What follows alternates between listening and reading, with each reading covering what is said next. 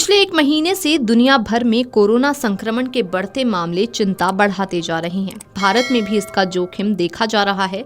केंद्रीय स्वास्थ्य मंत्रालय के कोविड डैशबोर्ड पर साझा की गई जानकारियों के मुताबिक 22 मई को देश में कुल एक्टिव केस 257 थे, जो 10 दिनों के भीतर ही अब बढ़कर 3,395 हो गए हैं। एक दिन के भीतर ही 685 नए सक्रिय मामले सामने आए हैं और 4 लोगों की मौत हुई है। कोरोना जिस रफ्तार से देश में बढ़ रहा है, वो निश्चित ही लोगों के लिए डर पैदा कर रहा है। स्वास्थ्य विशेषज्ञ पहले से ही कहते रहे हैं कि इस बार फैल रहा वेरिएंट अति संक्रामक है। हालांकि इसकी गंभीरता कम है। चिंताजनक बात यह है कि अगर ये संक्रमण किसी आबादी में फैलना शुरू होता है तो वहां लोग तेजी से इसकी चपेट में आ सकते हैं।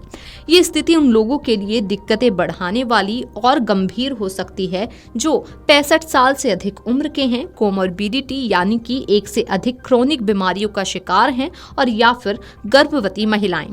कोरोना के मामले इस बार जानलेवा भी साबित हो रहे हैं। हालांकि आंकड़ों पर नजर डालें तो पता चलता है कि संक्रमण से मरने वाले ज्यादातर लोग वे हैं जिन्हें पहले से कोई क्रोनिक बीमारी रही है या फिर जिन लोगों की प्रतिरोधक क्षमता कमजोर रही है।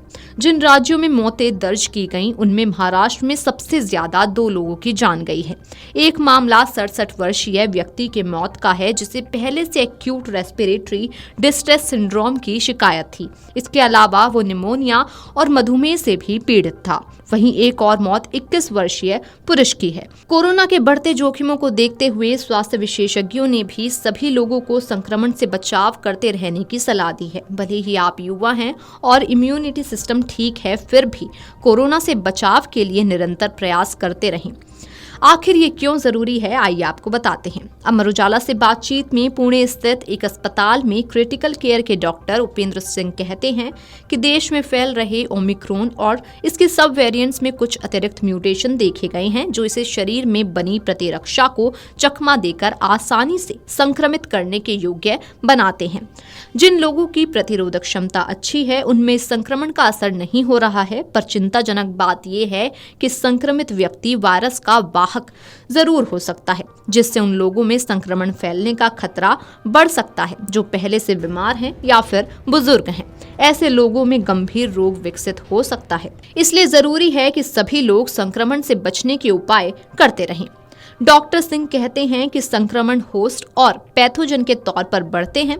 कोरोना वायरस पैथोजन है और हम होस्ट। वायरस हमारी इम्यूनिटी के खिलाफ कुछ ऐसे म्यूटेशन करता है जिससे कि ये होस्ट की इम्यूनिटी को चकमा देकर उसे संक्रमित कर पाएं और खुद आगे बढ़ सकें। किसी भी वायरस में म्यूटेशन होते रहना सामान्य प्रक्रिया है।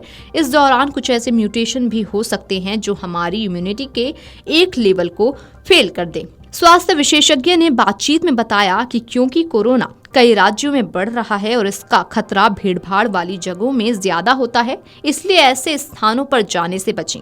मास्क लगाना, हाथों की स्वच्छता का ध्यान रखना बहुत जरूरी है। अगर आपके घर में कोई बुजुर्ग या फिर गर्भवती है तो अतिरिक्त सावधानी बरतें। उनसे मिलने से पहले हाइजीन का विशेष ध्यान रखें और खास तौर पर कहीं बाहर से आने के बाद अपने हाथों को सैनिटाइज करें।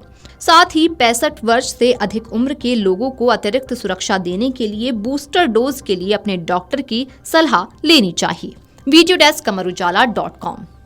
अगर आप ये वीडियो YouTube पर देख रहे हैं तो हमारे चैनल को सब्सक्राइब कर बेल आइकन दबाएं, और Facebook पर देख रहे हैं तो हमारे पेज को लाइक करें। 8 मिलियन प्लस सब्सक्राइबर, आपके इस भरोसे के लिए बहुत धन्यवाद।